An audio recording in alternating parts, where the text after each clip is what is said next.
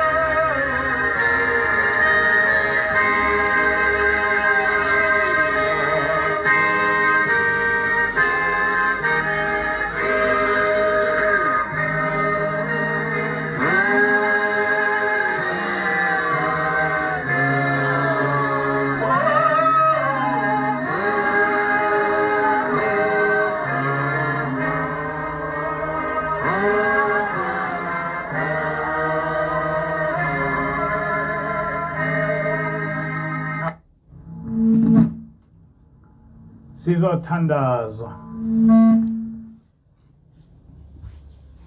Baba, Nkosi yamakhosi, sibonga umusa wakho nothando lwakho. Wena Nkosi osimemile kuba senze lenkonzo yakho. Ngibika kuwe Nkosi yamakhosi ukuthi njengoba ibandla lingekho ngibukeka ngiwumuntu oyedwa. Kungenxa yalesi sifo Nkosi esivelile. Uhulumeni uthena singaqali sihlangane sibabaningi. Kodwa baningi abayilalele lenkonzo ngezindlelazetechnology yanamhlanje.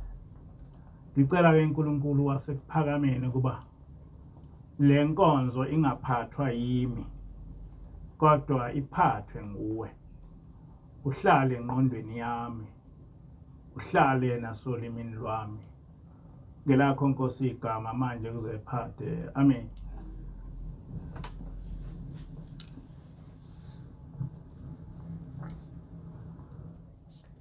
Ngaphambi kokuba ngigxile esihlokweni sanamhlanje, ngiyafisa ukuba ngikhumbuze amaNazaretha nabo bonke abantu ukuthi singena esikhathini sesikhumbuzo somprofeti wethu,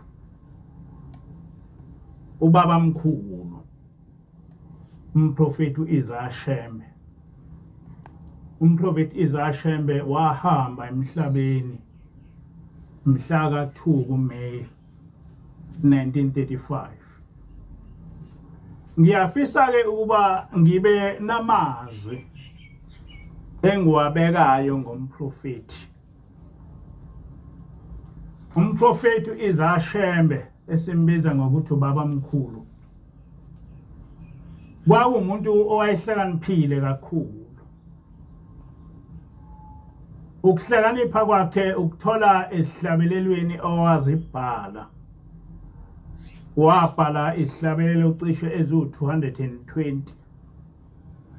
Wabhala nemthandazo. Eminye imithandazo owayibhala ayikho la esihlabelelweni zamaNazaretha. Nezinye izihlabelelo owazibhala azikho la. Kodwa esikhona ziwu-220. Ngiyacabanga ukuthi kwi-Afrika yonke akakho umuntu owake wabhala izihlabelelo ezifana nalezi ezabhalwa umprofeti uIsashembe, ukuthula kube kuye. Umprofeti Isashembe wayengafundile kodwa wayenokuhlakanipha okunqabile, neBhayibheli elazi kakhulu. Ngiyakhumbula ukuthi ngake ngafunda enye incwadi okwakubhale khona omnye umlungu ethi esinye isazi seBhayibheli sathi akakho umuntu owaziwayo owayazi iBhayibheli njengomprofeti Isashembe, ukuthula kube kuye. Umprofeti Isashembe wayewazi onke amavesi eBhayibheli ngekhanda. Mhlawumbe singathi wayefana nama-Muslims, kodwa ama-Muslims mhlawumbe ayelikrema. uShembe noma wayekhulumani wayethe ekhuluma bese ekucaphunela ivesi isahluko nevesi eBhayibhelini. Angikaze ngimbone umuntu othunywa uNkulunkulu engahlakaniphi. noJesu wayehlakaniphile kakhulu. Uyaye ubone indlela owayishumayela ngayo, ubone nempendulo owaye eyinikeza abantu mabembuza imibuzo. Ubone ukuthi lo muntu wayehlakaniphile futhi enokuhlakanipha kwasezulwini.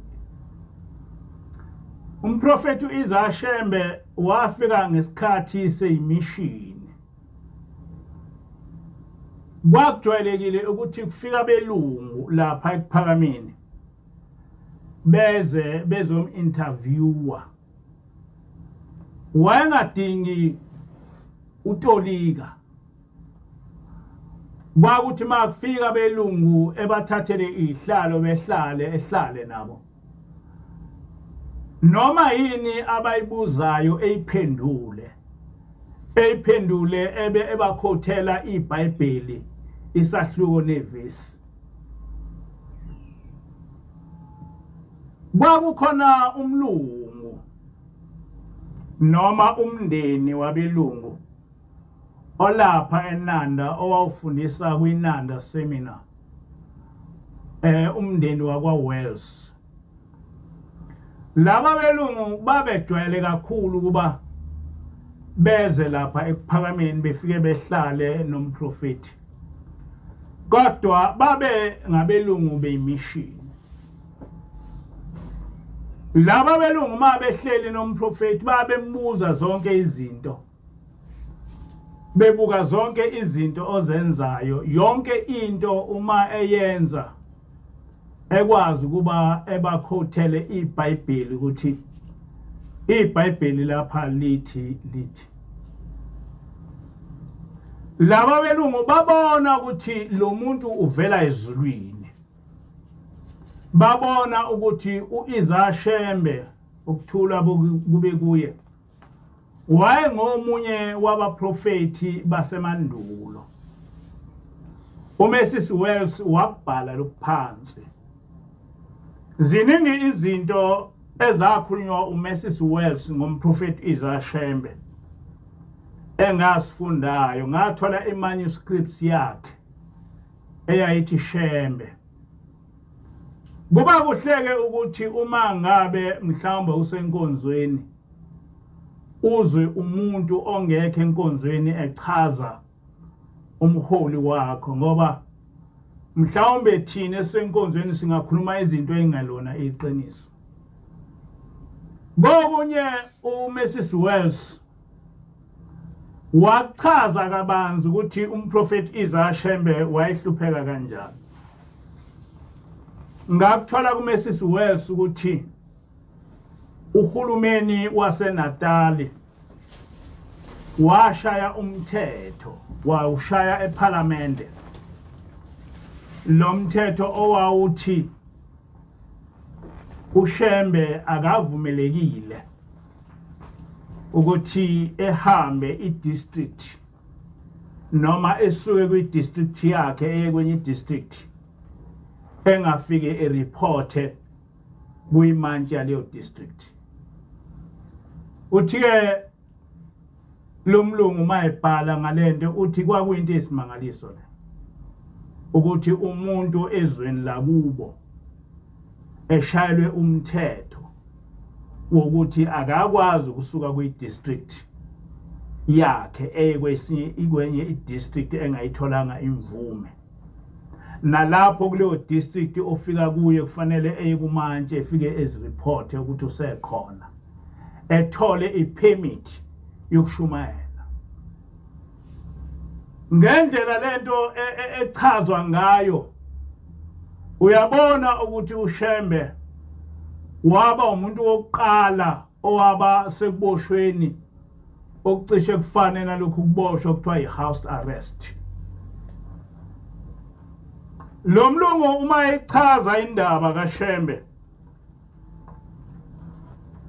ngingakafiki lapho,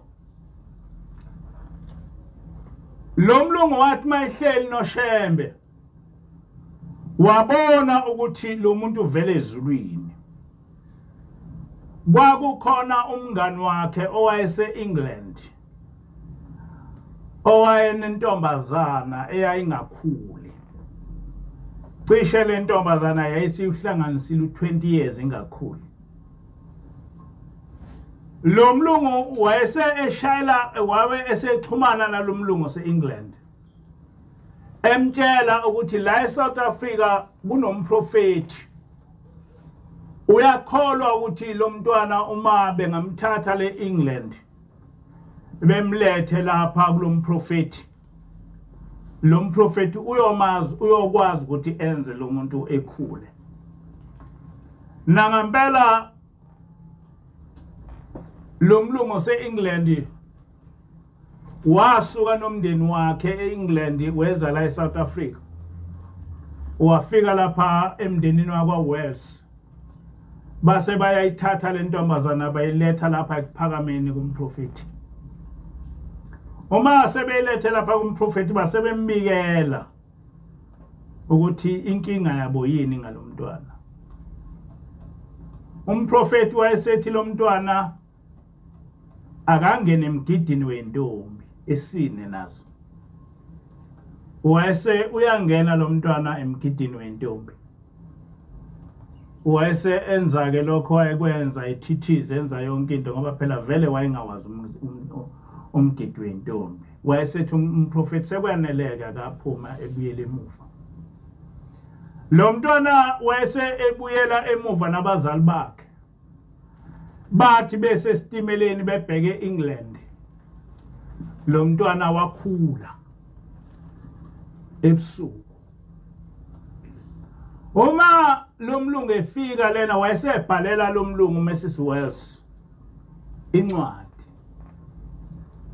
Kukhona isihlabelelo 174 esithi kuphakama uyidili lazo zonke izizwe. Ungumthombo wabomileyo bayophuza abanele.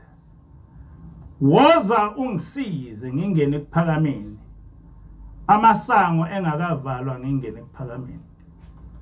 Izizwe zomhlaba bezilindele inkosi. Kodwa manje sezizwile isekuphakameni. Zavuma zathi yebo masiye ekuphakameni. Udumo sulizwile lwazo zonke izizwe. Ungumthombo wabo bonke abomele izwi lakho. Bawuphuza abanele kuwe kuphakama. Pompozela inhliziyo zabo abamele izwi lakho. Zimpompozele wena Nkosi abomele izwi lakho. Amen. Le ngoma umprofeti akazange nje wavele wayiqala. Kodwa wayisusela encwadini eyayibhalwe ilomlungu. Ethi lomlungu zonke izizwe bezilindele ukuthi uJesu ebuye. Kodwa namhlanje ngifundile ukuthi inkosi ibuyile emhlabeni. Ikhona ekuphakameni. Wayeseke ubaba mkhulu ebhala lesihlabelelo. Isihlabelelo zonke zamaNazaretha zisuke zinomlando othize. Ezinye ziye zibhalwe, ezinye zingabhalwa. Ngiyafisa ukuba ngikhulume into engayizwa ikhulunywa yilomlungu. Uma lo mlungu echaza indaba yokuhlukunyezwa kwamprofeti, uthi ngelinye ilanga kwake kwavalwa amanzi kwathiwa abantu basekuphakameni umhlangano wonke ungavunyelwa ukuthola amanzi. Uthi ke lo mlungu kwakuyisimangaliso leso ukuthi abantu abaningi kangaka benqatshelwe ukuphuza amanzi benqatshelwa uhulumeni. Uyaqhubeka lo mlungu uthi ngelinye ilanga ngangihamba nezikhuluzo kahulumeni ngafica ekuphakameni kunomuntu eboshwe ngamaketango. Uthi lezi zikhulu zaseyimangalela ushembe ukuthi uhlukumeza abantu umangale ubabopha ngamaketango. Uthi ke lo mlungu kodwa lo muntu wayefikiswe ngabantu ehlanya eboshwe ngamaketango. Lo mlungu uyamusho lo muntu igama lakhe. Uthi ngathi ngibuyela khona ngamfica sefa kumNazaretha esephila esekhuluma indaba yokuthi ushembe umsindise kanjani. Kodwa into ebuhlungu kakhulu uthi ke lo mlungu kwakune izimishini zonke zinenhlangano yazo. kule nhlangano yazo kukhona uSuperintendent of Mission okwakuthi uma ngabe lezi mission kukhona into kufanele zixoxe bese zibizana kungakhathaleki ukuthi uyiRoma noma uyiLuthela noma uyiWeseli noma uyiswidi kodwa zonke imishini ezilapha eNatal zihlangane uma ngabe kukhona into kufanele zihlangane ngayo ezibona ukuthi kufanele ukuthi ziyenze zonke ukuze zinqoba abantu abamnyama.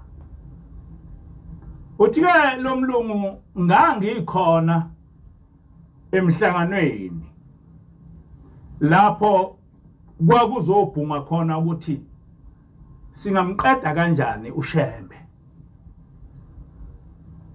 Uthi-ke lo mlungu kwathi uma ngabe kuxoxwa kukhulunywa le ndaba ukuthi uShembe engaqedwa kanjani, uthi ngase ngiyasukuma ngase ngithi kodwa uShembe niyamazi yini? uShembe nake nambona yini? Ukhona phakathi wenu owake waya kuShembe wakhuluma naye wazi ukuthi uShembe umuntu onjani? Uthi-ke lo mlungu kwasukuma iSuperintendent of Missions yathi angimazi uShembe futhi angifune kumazi kodwa into engiyifunayo ukuba ngiqede ngaye. Ngesingisi wathi all I want to see is that he is completely annihilated from earth. Uyayichaza-ke umlungu izinto eziningi ezenziwa ukuze uShembe ephele. Kwabonakala ukuthi uShembe uyingozi kakhulu ey'nkuleni zemishini ngoba uyakubeka lo mlungu uthi zahlangana imishini zathi lo muntu ufuna ukubulala yonke into esiyenzayo. So ngenkathi umprofeti ehambile emhlabeni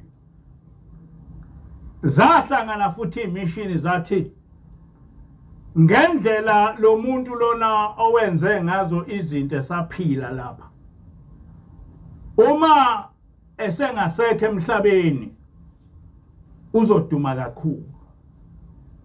Ngakho-ke kufanele senze izinto ezokwenza ukuthi uma engasekho emhlabeni iphele into enguye. Base bakha lelisi lokuthi uShembe wandiza, uShembe waba senhlangakazi wafaka amaphiko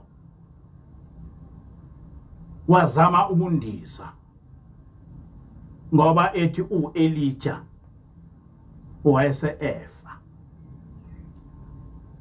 Ngenkathi beyakha lento bayakha bayidlulisa kubantu abamnyama abangama missionaries noma amaKristu. Yakhulunywa lento, yakhiwa lento, yabakhona lento. Ngiyakhumbula ukuthi primary school ngangifunda primary school yamaLuthela kwakuye ukuthi noma kuyisonto noma kunini umfundisi eme kuyipulpit ekhulume ngalento etshele bonke abantwana noma ngabe kuyinkonzo yamaKristu umfundisi eme kwipulpit eshumayele ngale ndaba kaShembe owazama ukundiza, owazama ukuzenza uNkulunkulu, the imposter, kodwa wafa. Kwangagcini emapulpiti asemasontweni, uma sisemthandazweni kwakuye kube nothisha abashumayelayo, sikhona singamaNazaretha bese beyayishumayela lento. Kwangagcini emthandazweni wasekuseni, kodwa kwakuthi mangabe kufundwa i-biblical study bese iyakhulunywa lento. Uma ngithi lento ngiyayibuza kubazali bami bevele bekhale, ngigcine ngingazi ngempela ukuthi ikuphi okuyiqiniso, ngoba uma ngisesikoleni nginesinye isithombe somprofeti uIsaiah Shembe ukuthula kube kuye, kodwa uma ngabe ngisekhaya nginesinye isithombe somprofeti uIsaiah Shembe. Kodwa ngithe mase ngikhulile, sengifunde, sengino-matric, sengise-university, ngase ngithi angizenzele olami ucwaningo ngokuthi umprofeti ngempela yini eyenzeka kuye. Ngahlangana nencwadi, le ncwadi kaWells ngayithola sengiphumile esikoleni, ngayithola e-ofisi likaDlomo, ngayifunda, ngase ngiqala ukuzwa umlungu oyimissionary echaza umprofeti uIsaiah Shembe. Uthi-ke lo mlungu amaNazaretha ayafana nama-early Christians okwakungabalandeli bakaJesu engakababikho ama-Creeds. Ngangazi-ke ngaleso sikhathi ukuthi ama-Creeds kwakuyini. Ngize ngakwazi manje ukuthi kanti kwake kwaba nama-Creeds enje. Kodwa lo mlungu wabhala ukuthi leli bandla lamaNazaretha liyafana nebandla lamaKristu before 60 AD. Kuseyibandla likaKristu.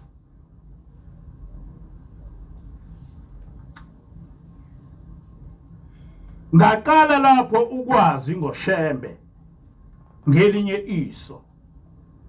Ngase ngithola incwadi kaL Roberts. Incwadi kaL Roberts, it was not a book, but it was a thesis. A thesis ye-doctorate. Lo L Roberts angazi noma kwakuyintombazana noma kwakumuntu wesilisa, kodwa waqala ukwenza i-research ngumprofeti esaphila umprofeti.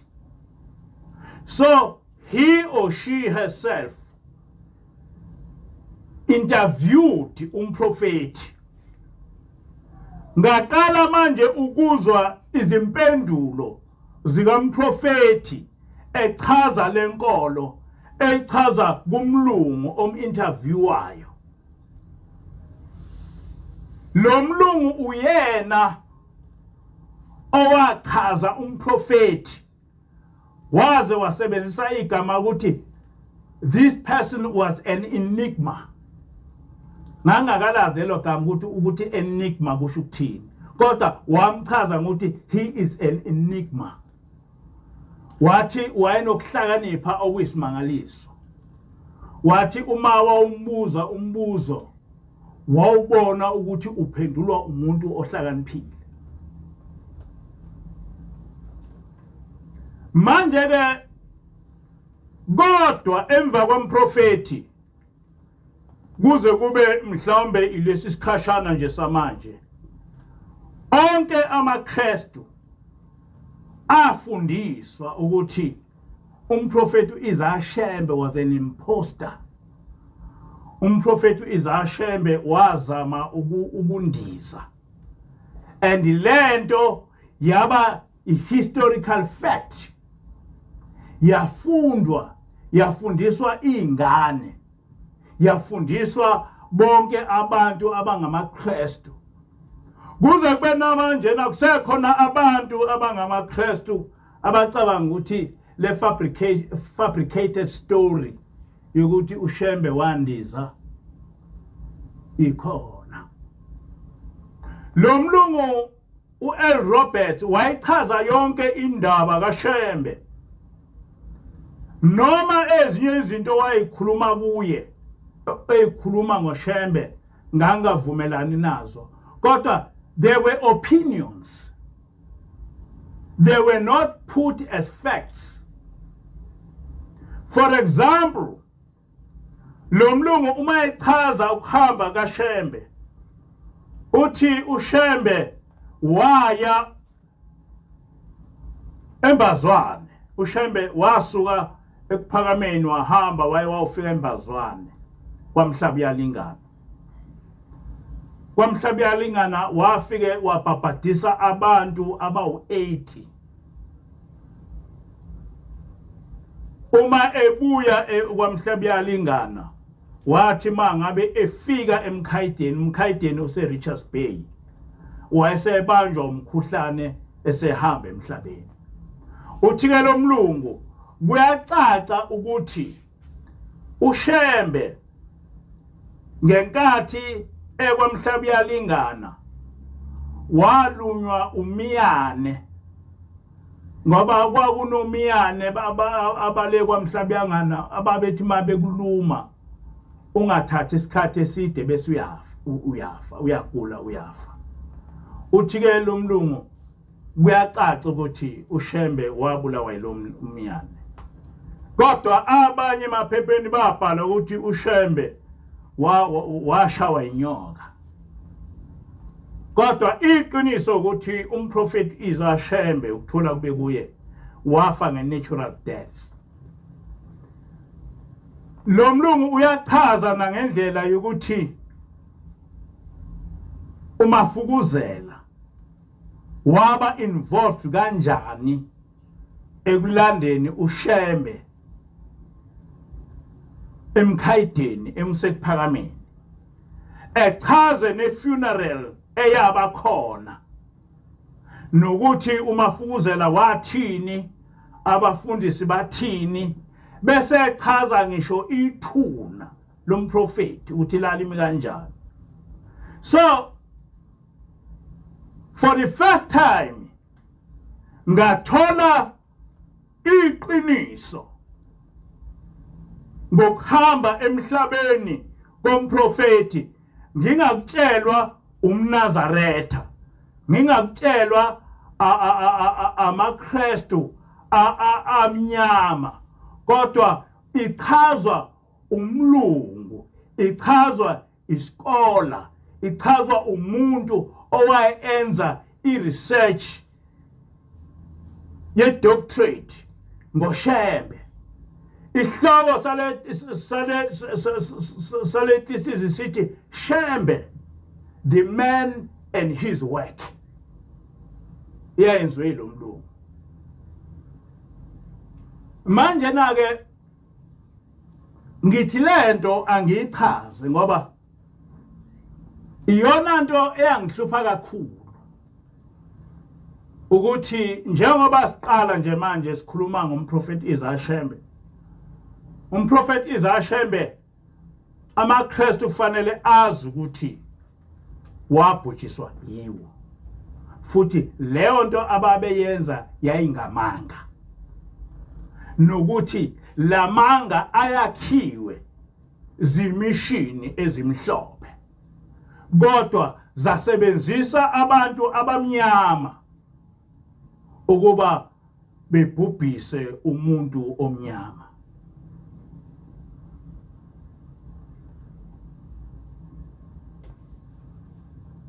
Umprofeti Izashembe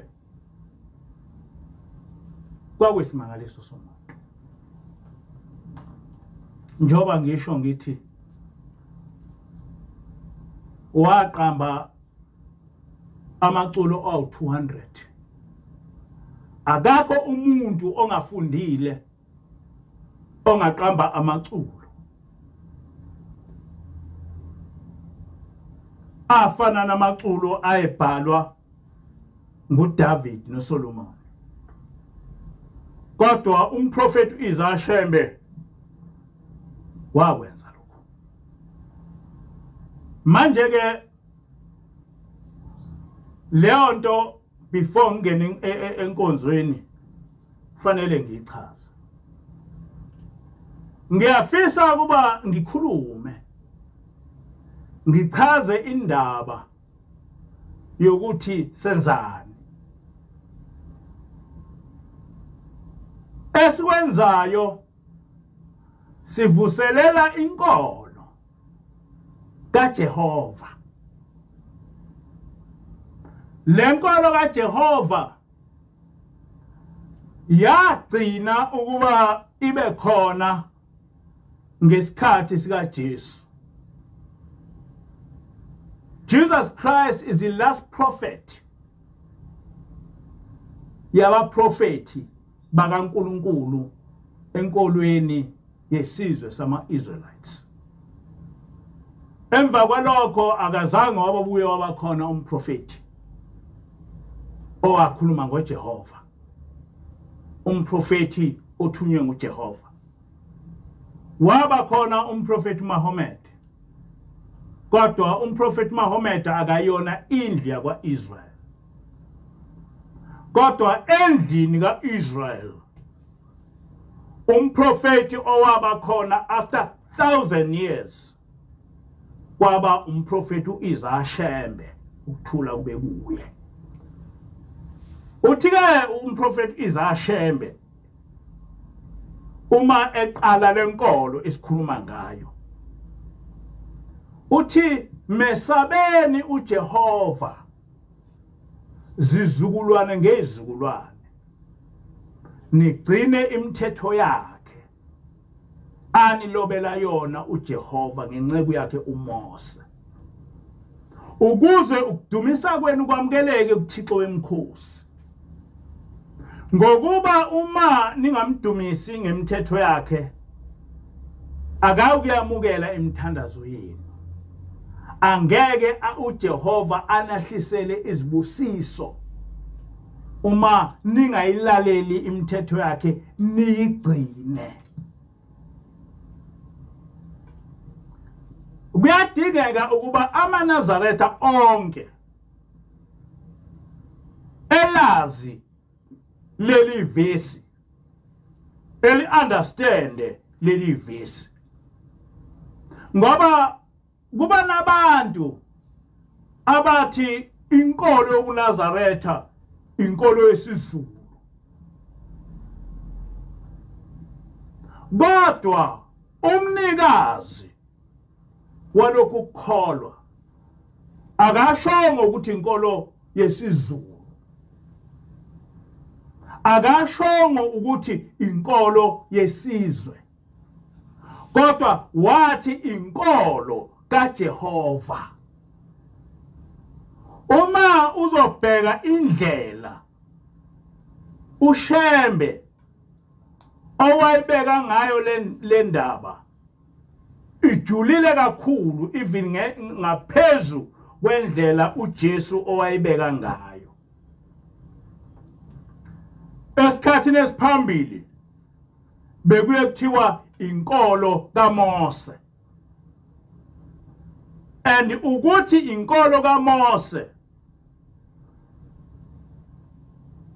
kuyadida ngoba kuchaza ukuthi lenkolo eyomuntu. Kodwa umprofeti Izashembe ukuthula kube kuye uthi mesabeni uJehova zizukulwana ngezizukulwane. Akasho ukuthi mesabeni uJehova maNazaretha, uthi mesabeni uJehova zizukulwana ngezizukulwane. Ngamanye amazwi uJehova ufanele ukuthi esatshwe yithi sonke, irrespective ukuthi ungumNazaretha noma uyini. That is how our prophet put it. Uthi ke ma eqhubeka umprofeti uthi nigcine imithetho yakhe uJehova, hayi imithetho kaMose, kodwa nigcine imithetho yakhe uJehova. uJehova owayiloba lemithetho yakhe ngenceku yakhe uMose. And lendlela umprofeti oyibeke ngayo is not confusing any person. Ngoba uthi nigcine imithetho yakhe uJehova oyilobile yena uJehova ngenceku yakhe uMose. Uthi ke lokho nikwenzela ukuthi ukukholwa kwenu, ukudumisa kwenu kwamukeleke ezulwini. And that is the key. Ukuthi ukuze ukudumisa kwenu, ukuze ukukholwa kwenu kwamukeleke kuThixo wemkhosi. Bese uyaqhubeka umprofeti kuverse 4 ethi ngokuba uma ningamdumisi uNkulunkulu ngokugcina imithetho yakhe. And that is the key word. Uma ningamdumisi ngemithetho yakhe, akasoze akwamukela ukuthandaza kwenu, akasoze akwamukela ukucela kwenu. Angazi noma abantu bangizwa ukuthi ngithini. Uthi uShembe ngokuba uma ngabe ningamdumisi ngokugcina imithetho yakhe, akasoze uJehova wayamukela imithandazo yenu. Ngamanye amazwi akho lutho oyokucela ngokuthandaza uNkulunkulu ekwamukele uma ngabe uNkulunkulu ungamdumisi ngokugcina imithetho yakhe. Ngamanye amazwi ukugcina imithetho kaNkulunkulu kungukudumisa uNkulunkulu. Eqhubeke uShembe ethi angeke anehlisele nezibusiso uma ngabe ningayilaleli imithetho yakhe nigcine. Hayi nje ukuthi uma ningayilaleli imithetho yakhe, kodwa uma ningayilaleli imithetho yakhe nigcine. Manje ke ekuseni ngikhulume ngendaba yeSabatha. Ngathi iSabatha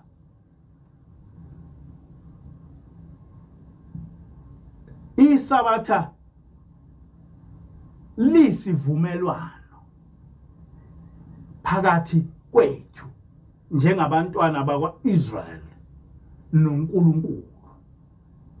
iSabatha liluphawu phakathi kwethu thina abantwana bakwaIsrayeli noNkulunkulu. Ngamanye amazwi kwesisikhathi abanye abantu babethi yini ama-Muslims engaligcini iSabatha. But ama-Muslims noma iIslam njengenkolo asikho isivumelwano abasenza noNkulunkulu sokuthi abagcine iSabatha. Alukho uphawu abanalo noNkulunkulu ngokugcina iSabatha. Ngifisa ukuba ngifunde uExodus 31 verse 14 to 17 lo engiwukhothile ekseni, kodwa angiwufundanga ngiwukhothile. Manje ngifuna uba nizwe ukuthi uNkulunkulu uthini, ngoba lento uma ngikhuluma abantu bacabanga ukuthi mhlawumbe ngikhuluma into esuka kimi, noma uShembe ukhuluma into esuka kuye. Cha, yinto lena ekhulunywe uJehova ngomlomo wakhe. Uthi-ke uNkulunkulu, gcinani iSabatha ngokuba lingcwele kini. Yilowo nalowo olonayo uyakubulawa nokubulawa. Ngokuba osebenza umsebenzi ngalo uyakunqunywa kubantu bakubo. Izinsuku ezisithupha kosetshenzwa, kepha ngosuku lwesikhombisa kuyiSabatha lokuphumula, lingcwele kuJehova. Bonke abasebenza umsebenzi ngosuku lweSabatha bayakubulawa nokubulawa. Ngalokho abakwa-Israyeli bayokugcina iSabatha, balilonde ezizulwaneni zabo, libe isivumelwane esiphakade. Kusho uNkulunkulu. Ngiyaliphinda leli vesi. Ngalokho abakwa-Israyeli bayokugcina iSabatha, balilonde ezizukulwaneni zabo, libe isivumelwano esiphakade. So bonke abantu bakwa-Israyeli banesivumelwane noNkulunkulu sokuthi bayogcina iSabatha. Liluphawu phakathi kwami nabantwana bakwa-Israyeli kuze kube phakade. Kusho uNkulunkulu. Ngokuba ngezinsuku ezisithupha uJehova walenza izulu nomhlaba, kepha ngosuku lwesikhombisa wayeka imisebenzi abeyenza waphumula. Lesihloko besithi intando yakho mayenziwe emhlabeni njengoba yenziwa ezulwini. Manje iSabatha, as an example, ligcinwa ezulwini.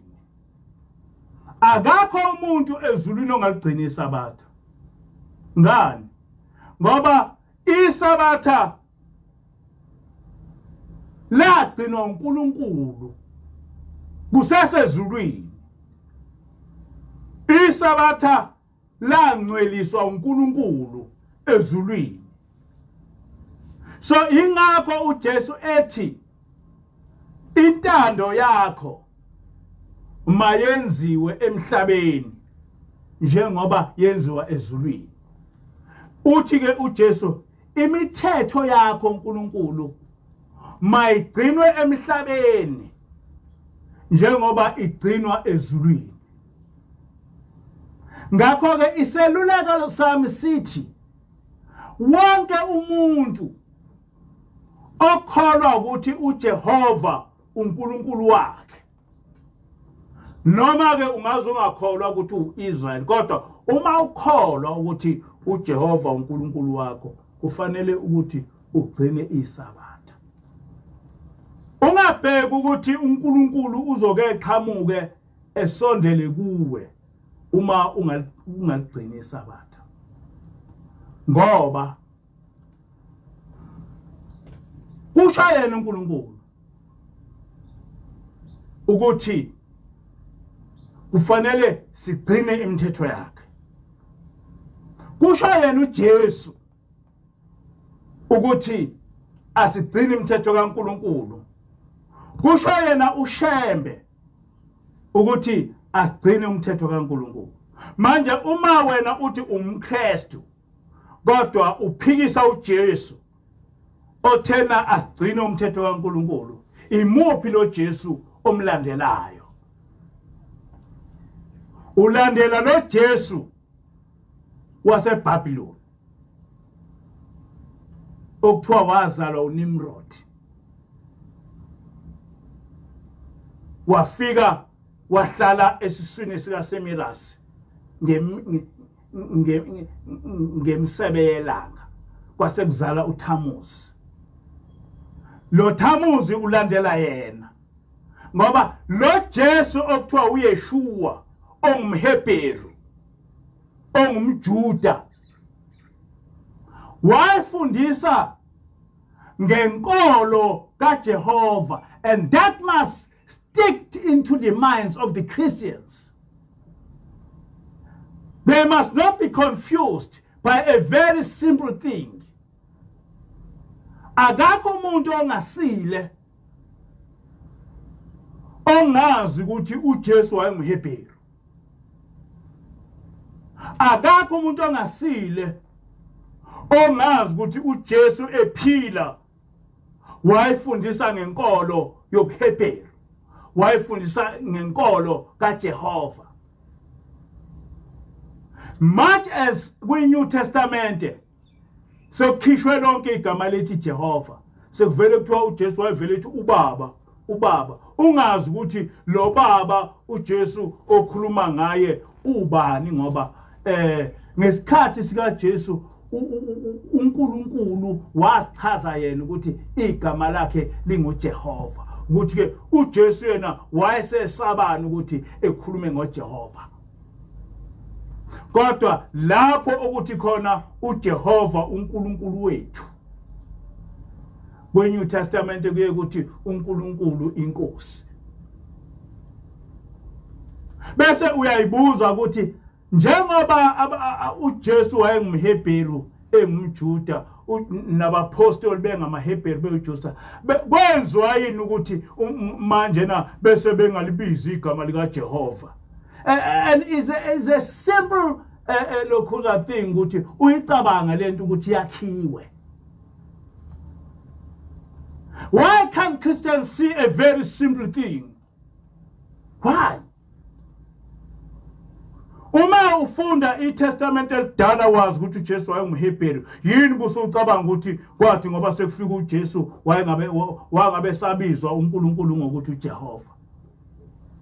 Yini ucabanga ukuthi uma uJehova uNkulunkulu wayebizwa ukuthi uJehova, njengoba lezi incwadi zayibhalwa amaHebheru, enziwa yini amaHebheru oMathewu ukuthi uma kwakubhalwa uMathewu ukuthi bese bengabe salibiza igama leHebheru likaJehova? No. Balibiza. But the gospel was edited to fit the propaganda yama Gentiles. Inkolo lena eyakhiwa. But one thing amaKristu kufanele azi ukuthi whether we are a Christians or not, amantaliyane isizwe ngaleso sikhathi sasibizwa kuthiwa amaRoma. Amantaliyane alwa namaHebheru, awehlula, abulala amaHebheru over 1 million. Lento ibhalwe yibo abelungu beyibhala ngempi yelokhuza yamantaliyane namaHebheru. Emva kokuba amantaliyane ewahlulile amaHebheru, balibhidliza iJerusalem, bathatha inkolo bayisa eRome, babaqeda bonke abalukhuza abapriest bamaHebheru, basebakha abafundisi babo. Ngisho igama elithi priest laqedwa, njoba namhlanje njena ungeke kuze kukhulunywa ngompriest, kodwa kukhulunywe ngumfundisi, kukhulunywe ngama-pastors, kukhulunywe ngani. Kodwa abantu ababekwa uNkulunkulu abangabafundisi babebizwa ngokuthiwa ngabapriest. Kodwa babaqeda. Ngisho sekukhulunywa ngoJesu kuthiwa umfundisi. Angazi noma kuthiwa umfundisi kuthiwa uthisha. But igama lomuntu owayebekwa egcotshwa uNkulunkulu wayebizwa kuthiwa umpriest. Kodwa baqeda lelo gama langasebenza. Ngoba nenkolo yonke yethu yokukhonza uJehova yaqedwa. NoJehova waqedwa. And now is the time yokuthi sivuselele inkolo yethu. Ekuqaleni lenkolo ifike yavuswa umprofeti Ishembe. Thina lapha kufike ingilosi yafike yathi ithunywe ezulwini ukuthi kuthiwa angivuselele izimfundiso zomprofeti Ishembe. Ngivuselele izimfundiso zomprofeti Ishembe. Ngifundisa abantu ayamaNazaretha. Ngifundisa abantu ukuthi uJehova ukhonzwa kanjani. And therefore people must not be surprised. Uma bengizwa ngilokhu ngikhuluma ngoJehova, ngikhuluma ngoJehova, iyona into engayithunywa. Kwathiwa angifundise ngokuthi ngifundise ngezimfundiso ezazifundiswa umprofeti ukuthi uJehova ukhonzwa kanjani. Njengoba silapha ke njengoba ngikhuluma nje ngithi into yokuqala, whether ungumKristu noma ungumNazaretha, kodwa uma uthi ungaphansi kwaJehova, gcina imithetho kaJehova. And awukwazi ukucasha ngaphansi kwaJesu, because umJesu wayemHebheru. Uma ngikhuluma ngoYeshua hayi ngoJesu lo wakhiwa ngoConstantine. Kodwa uYeshua wayemHebheru. uYeshua wayengaphansi kwenkolo kaJehova. uYeshua wayefundisa ngenkolo kaJehova. Ngakho ke uma ngabe wena uthi ungaphansi kwenkolo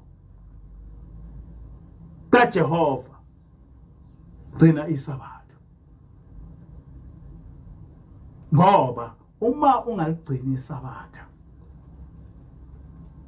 uNkulunkulu akakwemukeli ukukholwa kwakho. That is the thing. Uma ungaligcini isabatha, uNkulunkulu akakwemukele ukukholwa kwakho. Uma ungaligcini isabatha, uNkulunkulu akayemukeli imithandazo yakho. Uma ungaligcini isabatha, uNkulunkulu akhosibusiso ozokwehlisela sona. That must get into the ears yabantu abangamaKristu. Let us not be fools. Asingadlali izizwe ezimhlophe zisisuse uNkulunkulu wethu. Asingakuvumi lokho. Noma ungaba umKristu kodwa uma umKristu omnyama, understand lento. Ibuke lento objectively ukuthi but how lento engifundiswayo imi kanjani. Please, ladies and gentlemen, asibuyele uNkulunkulu wethu, asibuyele kuJehova, asibuyele uNkulunkulu oweza esizweni sethu. Let us be proud ngokuthi siyinkolo kaJehova. Inkosi buselo kwenkozini.